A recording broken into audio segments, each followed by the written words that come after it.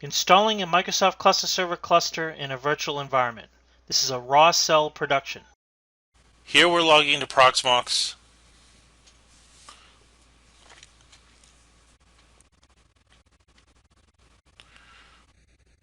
As we look around here, we see the existing virtual machines on the left. And now we're going to create a new virtual machine. This one's going to be called SQL Serve 04. We're going to go to the OS tab and select Microsoft's Windows 7 2008 R2.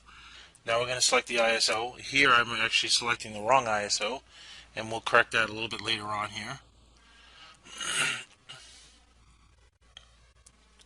Number of cores 4, number of sockets 2.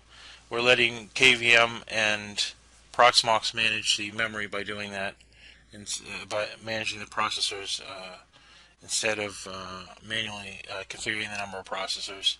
I found that it seems to work better. Here the new virtual machine appears. Now we're going to create another virtual machine. This one is going to be called SQL Serve 05. And we're going to select the right ISO this time, which is Windows Server 2008 R2. We're going to select 4 cores and 2 sockets again, and we're going to give it 2048 meg of memory. We're going to select network here. We're not going to make any changes at all, and we're going to confirm and create the VM. In just a second, that one will appear while we're creating another one. This one's going to be called SQL Serve 06. We're creating 3 virtual machines for this cluster. And we select the right ISO there for the Windows Server 2008 R2, and just give it 2048 meg of memory, and we confirm it and finish. Now all 3 are created. So the next step is to start the virtual machines. Right click on Start. And before I do that, I have to go and fix where on SQL Serve 04, before proceeding, I have to select the right ISO file. So we're going to go to Hardware. We're going to select the ISO, and we're going to CD-ROM, and we're going to select the right ISO there. So now we can start the virtual machines. 1, 2, 3. All 3 machines are started. Now we're going to open the console so we can view those virtual machines, and we're going to work in them from now on for quite a while here. Here one of them is already booted,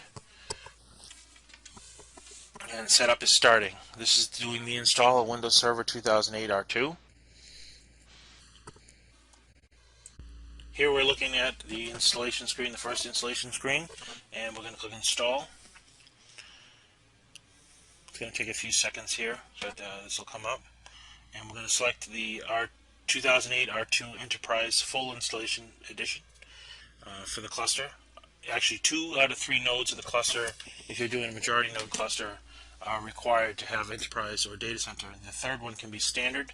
That's the majority node, since this is just a ruling node on the cluster. But here we're using all 3 for Data Center. For all 3 Enterprise editions, since that's what I have available.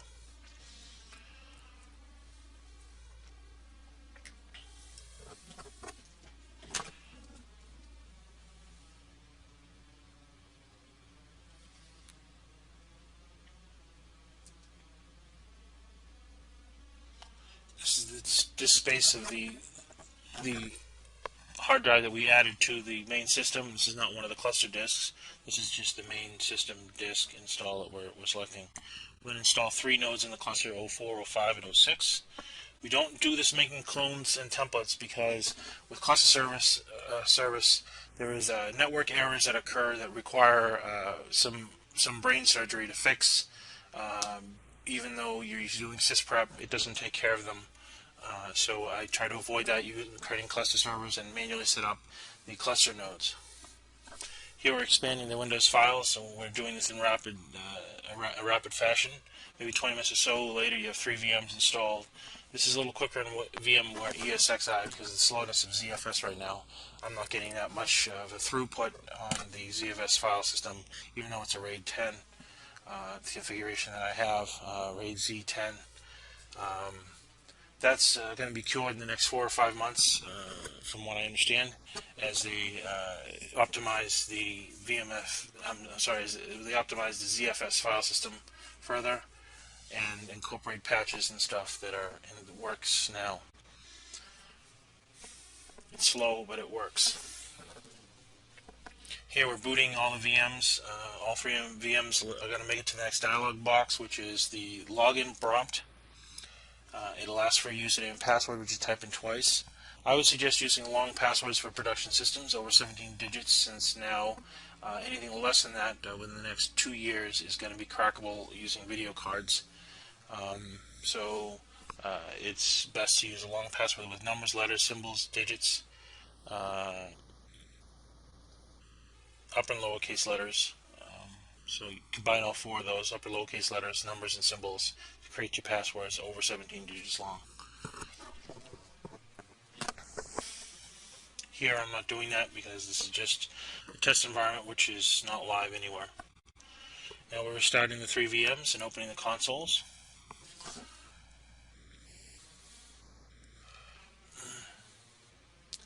We're going to go through and install all the updates. This requires several reboots and lots of time to perform. We could use SMS or WSS, but I don't have that set up right now. The service packs are installed by going to Control Panel and doing a search for updates. Enabling updates and searching for updates. You do this over and over again until it tells you there is no more updates. After you install several devices, you should recheck for updates relative to the packages, such as SP1 for SQL Server, which you would install after installing SQL Server through the automatic updates. Since it's a new cluster, you don't have to worry too much about backwards compatibility with the installation of the service pack.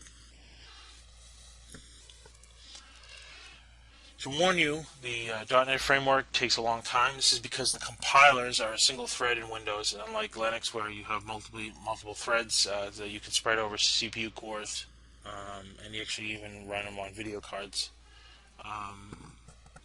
It's a single thread, so it does take some time to install. You're wondering what it's sitting there doing all this time, but it's actually just compiling the updates.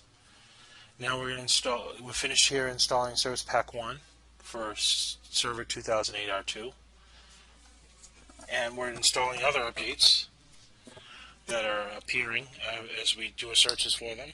And we're going to do this over and over again, as I said, until they're all installed. The only ones I try to skip is the hardware-related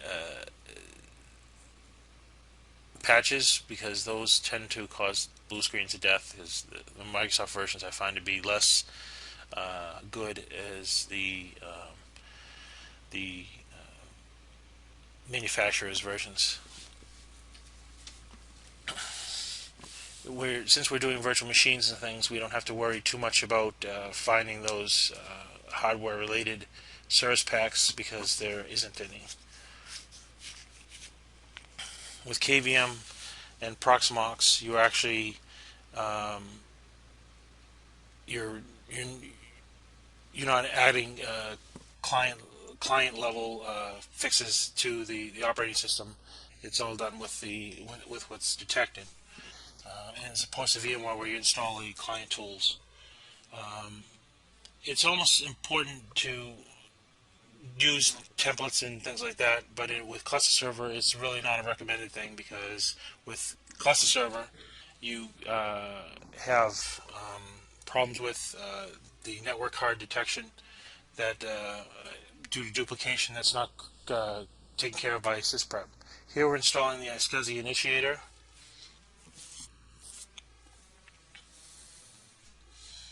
We're going to do this on all 3 servers. Now, none of the portals show up. None of the loons will show up until after a reboot.